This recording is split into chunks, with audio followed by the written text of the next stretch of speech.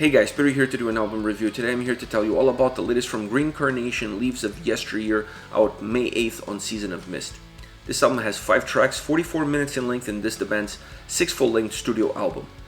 This is their first album in 14 years, and it's been a long break, and if you're going to take a break this long, you better release a good album. And they did, so they're forgiven. This album has the ability to sound simple and complicated at the exact same time. What I mean by that is that the first time you're listening to the album feels very simple, very straightforward, has a very straightforward approach to the way the songs sound, to the way they come at you.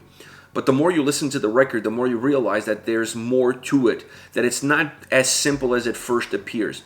Every time I listen to the record, I discover something new, a different melody, a different texture, a different transition.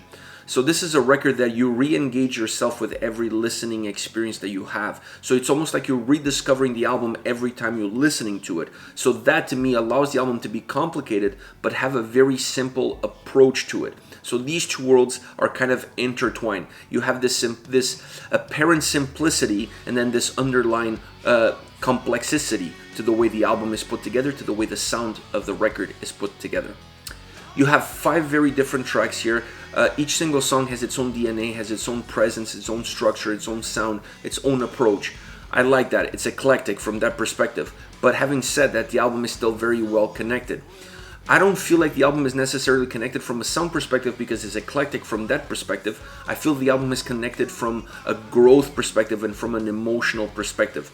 You really feel like as you're listening to the album becomes it grows on you, and it grows with every single song, and you're taking on an emotional journey that grows with every single song as well. Now there's some elements that are present on every single track, so that helps that transition of emotion from song to song, but the songs are still very different. So to me there's another lane to that just pure atmospheric emotion that you get from every single track is really what connects you to each and every single song, and what allows the album to be eclectic and still be cohesive and very dynamic all the way through.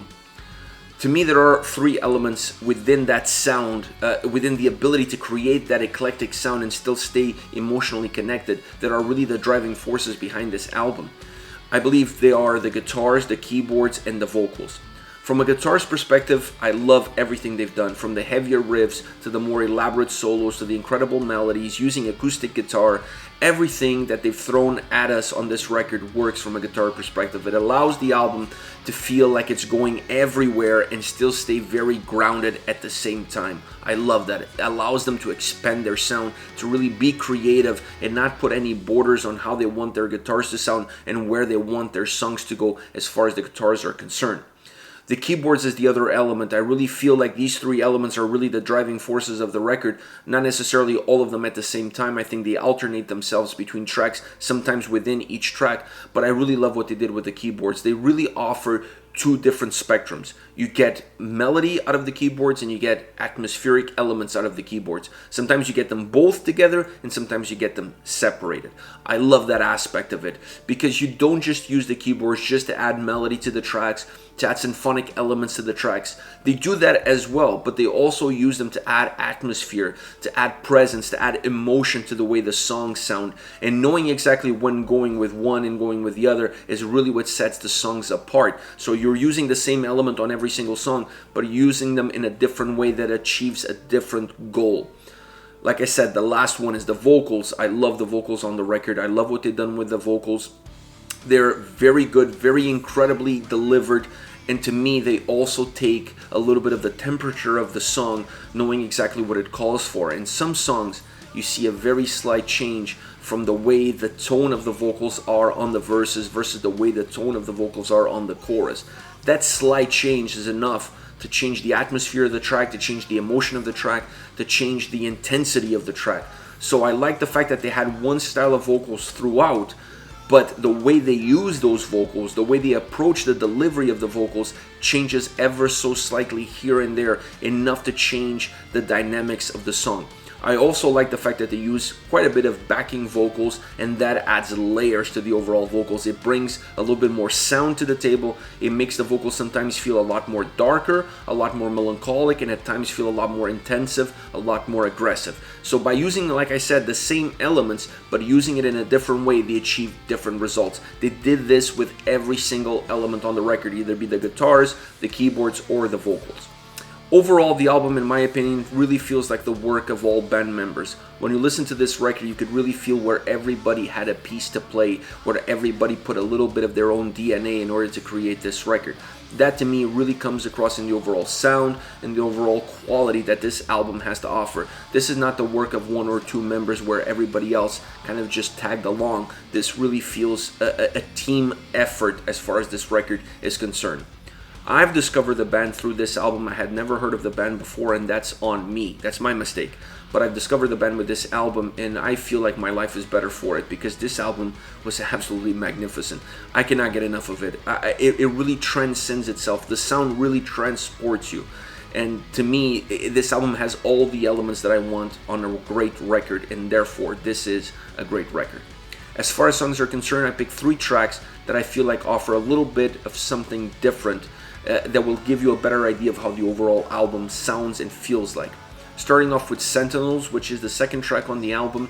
This is a song that has a very heavy melodic guitar sound in the verses, like as it starts. Then you feel like this build up from the verses with some killer bass line. I really love the sprinkled in of the bass. It's not there all the time. They put it in and they take it back out, and they put it back in, they take it back out. But I like that. I love that sprinkled of the bass in the verses. Really adds something. It adds a little bit of a darker feel to it. It's a lot heavier. This song is a lot heavier in the chorus. You have the synthesizer sound coming in, creating a lot more melody, creating a lot more volume, creating a lot more presence, making everything feel a lot bigger. The chorus is super melodic, a little bit of more heaviness in the chorus. The backing vocals, in my opinion, really add to that feel of heaviness that the chorus has. And then following the second chorus, the song changes completely. It's a completely different track. It went from Jackal to Hyde at that point. And you have heavier drums, the synth melody coming in, faster tempos, really heavy undertones, and the song changes completely. For that portion of time, this feels like a completely different song within a different song. Then it goes back into the chorus, and then the song goes full circle and it closes off. Very dynamic track, very interesting. It feels for 2/3 of the song that you have it under control, that you understand the dynamic, that you understand the structure, and then they throw a curveball at you and the song goes in a completely different direction, then returning back to its original format. I love this song, I love how it sounds, and I love the dynamic changes that it has. Next, Hounds has a very acoustic, stripped down intro, and I really like that.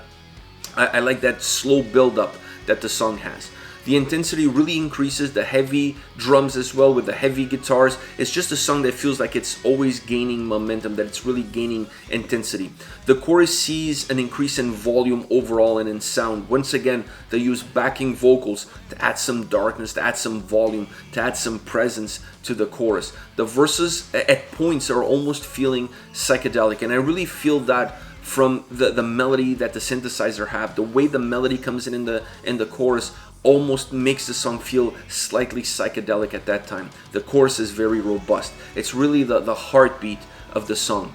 The song has 2 worlds, the verses and the chorus. It's just really a song that's divided into those 2 worlds. There's a clear divide, there's a clear transition, and you have one that's a lot larger, a lot bigger, and then you have one that's a lot more controlled, if you will, that's a lot more subdued. This song also has one of my favorite solos of the album. It's just magnificent. It just brings so much melody into the song. It brings so much light, and specifically coming after one of those more robust, heavy choruses, it really changes the dynamics of the song. It really changes how the song feels and how the song sounds overall. I love this track. I love the solo. I love the construction. I love the yin and yang between the verses and the chorus. Last but not least, Solitude. This is the closing track on the album, and to me, they couldn't close the album with a better song. It's almost a keyboard, I hate it, we can't call it acoustic, but it's just a really stripped down keyboard song that it's really driven by keyboard and vocals. Really haunting track. perfect closing to the album, because you really feel like the album has been picking up emotion from the first song all the way to the last. So Solitude, the last song, the way it's designed, the way it's built, it really feels like you're coming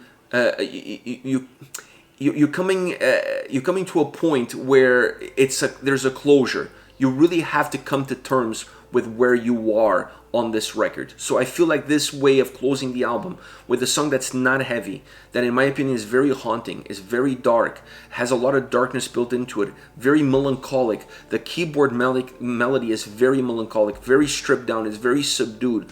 The vocals make the song feel at times sound a little bit deeper, a little bit heavier, and they have very cool undertones to it. So I like the overall feel that this song has, but more important, I like how they place it at the end of the album. A song like this, a very stripped down, melancholic, dark keyboard, vocal driven track, has to be at the end of the record, because you feel like every single song led you to that point. Every single song added a piece, an emotional piece to the puzzle that led you to that moment where you have to come to terms with where you are on the journey of this record and where you are at the end of the record. I love the closing track for the album. It's just emotionally driven track for an emotionally driven album. This is it, guys. This is Green Carnation with Leaves of Yesteryear. Once again, out May 8th on Season of Mist. Let me know your thoughts on the band, on the singles. Use the comment section below. I'll be reading those and getting back to you. Take care, guys.